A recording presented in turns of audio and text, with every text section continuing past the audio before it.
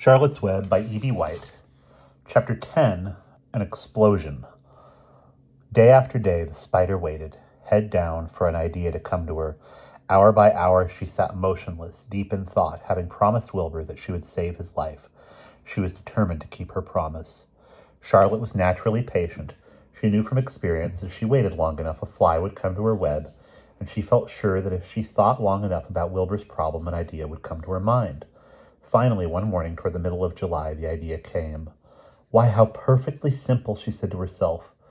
The way to save Wilbur's life is to play a trick on Zuckerman. If I can fool a bug, thought Charlotte, I can surely fool a man. People are not as smart as bugs. Wilbur walked into his yard just at that moment. What are you thinking about, Charlotte? He asked. I was just thinking, said the spider, that people are very gullible. What does gullible mean? Easy to fool, said Charlotte. That's a mercy, replied Wilbur, and he lay down in the shade of his fence and went fast asleep.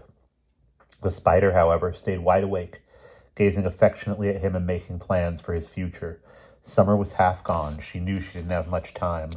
That morning, just as Wilbur fell asleep, Avery Arable wandered into Zuckerman's front yard, followed by Fern. Avery carried a live frog in his hand. Fern had a crown of daisies in her hair. The children ran for the kitchen. Just in time for a piece of blueberry pie, said Mrs. Zimmerman. Look at my frog, said Avery, placing the frog on the drain board and holding out his hand for pie. Take that thing out of here, said Mrs. Zuckerman. He's hot, said Fern. He's almost dead, that frog. He is not, said Avery. He lets me scratch him between the eyes. The frog jumped and landed in Mrs. Zuckerman's dishpan full of soapy water. You're getting your pie on you, said Fern. Can I look for eggs in the hen house, Aunt Edith? Run outdoors, both of you, and don't bother the hens. It's getting all over everything, shouted Fern. His pie is all over his front. Come on, frog, cried Avery. He scooped up his frog. The frog kicked, splashing soapy water onto the blueberry pie. Another crisis, groaned Fern. Let's swing on the swing, said Avery. The children ran to the barn. Mr. Zuckerman had the best swing in the county. It was a single long piece of heavy rope tied to the beam over the north doorway. At the bottom end of the rope was a fat knot to sit on. It was arranged so that you could swing without being pushed. You climbed a ladder to the hayloft. Then, holding the rope, you stood at the edge and looked down and were scared and dizzy. Then you straddled the knot so that it acted like a seat, as a seat. Then you got up all your nerve, took a deep breath, and jumped. For a second, you seemed to be falling to the barn floor far below, but then suddenly the rope would begin to catch you and you would sail through the barn door, gaining a mile a minute, with the wind whistling in your eyes, ears, and hair. Then you would zoom upward into the sky and look up at the clouds, and the rope would twist and you would twist and turn with the rope. Then you would drop down, down, down out of the sky and come sailing back into the barn, almost into the hayloft. Then sail out again, not quite so far this time, then in again, not quite so high, then out again, then in again, then out, then in. And then you'd jump off and fall down and let somebody else try it. Mothers for miles around worried about Zuckerman's swing. They feared some child would fall off, but no child ever did. Children almost always hang on to things tighter than their parents think they will. Avery put the frog in his pocket and climbed to the hayloft. The last time I swang on this swing, I almost crashed into a barn swallow, he yelled. Take that frog out, ordered Fern. Avery straddled the rope and jumped. He sailed out through the door, frog and all, and into the sky, frog and all. Then he sailed back into the barn. Your tongue is purple, screamed Fern. So is yours, cried Avery, sailing out again with the frog. I have hay inside my dress. It itches, called Fern. Scratch it, yelled Avery as he sailed back. It's my turn, said Fern. Jump off. Fern's got the itch, sang Avery. When he jumped off, he threw the swing up to his sister. She shut her eyes tight and jumped. She felt the dizzy drop, then the supporting lift of the swing. When she opened her eyes, she was looking up into the blue sky and was about to fly back through the door. They took turns for an hour.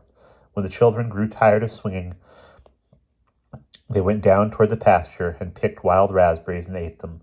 Their tongues turned from purple to red. Fern bit into a raspberry that had a bad-tasting bug inside of it and got discouraged. Avery found an empty candy box and put his frog in it. The frog seemed tired after his morning in the swing. The children walked slowly up toward the barn. They too were tired and hardly had enough energy to walk. "Let's build a tree house," suggested Avery. "I want to live in a tree with my frog." "I'm going to visit Wilbur," Fern announced. They climbed the fence into the lane and walked lazily toward the pig pen. Wilbur heard them coming and got up. Avery noticed the spider web, and coming closer, he saw Charlotte. "Hey, look at that big spider," he said. "It's tremendous." "Leave it alone," commanded Fern. "You've got a frog. Isn't that enough?" "That's a fine spider, and I'm going to capture it," said Avery. He took the cover off the candy box, and he picked up a stick. "I'm going to knock that old spider into this box," he said. Wilbur's heart almost stopped when he saw what was going on. This might be the end of Charlotte if the boy succeeded in catching her. "You stop it, Avery," cried Fern. Avery put one leg over the fence of the pig pen. He was just about to raise his stick and hit Charlotte when he lost his balance. He swayed and toppled and landed on the edge of Wilbur's trough. The trough tipped up and then came down with a slap. The goose egg was right underneath. There was a dull explosion as the egg broke, and then a horrible smell. Fern screamed. Avery jumped to his feet. The air was filled with the terrible gases and smells from the rotten egg. Templeton, who had been resting in his home, scuttled away into the barn. "Good night!" screamed Avery. "Good night! What a stink! Let's get out of here!" Fern was crying. She held her nose and ran toward the house. Avery ran after her, holding his nose. Charlotte felt greatly relieved to see him go. It had been a narrow escape. Later on that morning, the animals came up from the pasture, the sheep, the lambs, the gander, the goose, and the 7 goslings. There were many complaints about the awful smell, and Wilbur had to tell the story over and over again of how the arable boy had tried to capture Charlotte and how the smell of the broken egg drove him away just in time. "It was that rotten goose egg that saved Charlotte's life," said Wilbur. The goose was proud of her share in the adventure. "I'm delighted that the egg never hatched," she gabbled. Templeton, of course, was miserable over the loss of his beloved egg, but he couldn't resist boasting. "It pays to save things," he said in his surly voice. "A rat never knows when something is going to come in handy. I never throw anything away." "Well," said one of the lambs, "this whole business is well and good for Charlotte, but what about the rest of us? The smell is unbearable. Who wants to live in a barn that is perfumed with rotten egg?" "Don't worry, you'll get used to it," said Templeton. He sat up and pulled wisely at his long whiskers, then crept away to pay a visit to the dump. When Lurvy showed up at lunchtime, carrying a pail with food for Wilbur, he stopped short a few paces from the pig pen. He sniffed the air and made a face. "What in thunder?" he said. Setting the pail down, he picked up the stick that Avery had dropped and pried the trough up. "Rats," he said. "Phew, I might have known a rat would make a nest under this trough. How I hate a rat."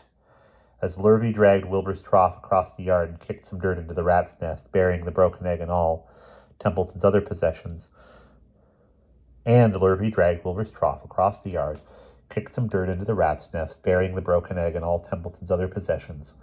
Then he picked up the pail. Wilbur stood in the trough, drooling with hunger. Lurvy poured. The slops ran creamily down around the pig's eyes and ears. Wilbur grunted. He gulped and sucked and gulped, making swishing and swooshing noises, anxious to get everything at once. It was a delicious meal. Skim milk, wheat middlings, leftover pancakes, half a donut, the rind of a summer squash, 2 pieces of stale toast, a third of a ginger snap, a fish tail, 1 orange peel, several noodles from a noodle soup, the scum off a cup of cocoa, an ancient jelly roll, a strip of paper from the lining of the garbage pail, and a spoonful of raspberry jello. Wilbur ate heartily. He planned to leave half a noodle and a few drops of milk for Templeton. Then he remembered that the rat had been useful in saving Charlotte's life, and that Charlotte was trying to save his life, so he left a whole noodle instead of a half. Now that the broken egg was buried, the air cleared, and the barn smelled good again. The afternoon passed, and evening came. Shadows lengthened. The cool and kindly breath of evening entered through the doors and windows. Astride her web, Charlotte sat, moodily eating a horsefly and thinking about the future. After a while, she bestirred herself. She descended to the center of the web, and there she began to cut some of her lines. She worked slowly but steadily, while the other creatures drowsed. None of the others, not even the goose, noticed that she was at work. Deep in his soft bed, Wilbur snoozed. Over in their favorite corner, the goslings whistled a night song. Charlotte tore quite a section out of her web, leaving an open space in the middle. Then she started weaving something to take the place of the thread she had removed. When Templeton got back from the dump around midnight, the spider was still at work. And that is the end of chapter 10.